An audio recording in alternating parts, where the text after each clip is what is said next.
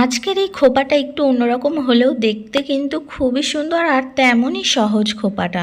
তো প্রথমে তো পুরো চুলটা ভালোভাবে আঁচড়ে নিয়ে এরকম একটা গার্ডার দিয়ে চুলটা ভালোভাবে বেঁধে নাও একটু উঁচু করে বন্ধুরা।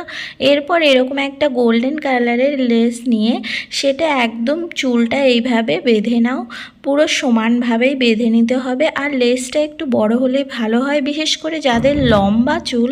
এরপর লেসটা এইভাবে চুলের ওপর দিয়ে ঠিক এইভাবে ক্রস করে করে পেঁচিয়ে নাও বন্ধুরা, ঠিক আমি যেভাবে করছি। তো খুবই একটা ইজি হেয়ারস্টাইল আর দেখতে কিন্তু অসাধারণ লাগে। তো পুরো চুল কিন্তু আমি এইভাবে লেসটা পেঁচিয়ে নিয়েছি। তো দেখো এমনিও দেখতে কিন্তু খুবই সুন্দর লাগছে। এরপরে আমি 3টে সাইড ক্লিপ নিয়েছি এবং চুলে এইভাবে আমি সেট করে নিচ্ছি 3 জায়গায়, যাতে খোপাটা করলে খুলে না যায় এবং টাইট হয়ে থাকে।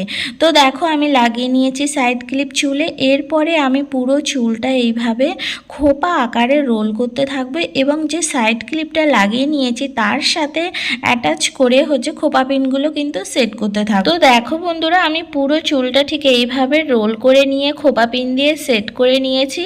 তো খোপা তো আমার হয়েই গেছে। আর কতটা ইজি দেখো এই খোপাটা, আর দেখতেও কিন্তু খুব সুন্দর লাগছে।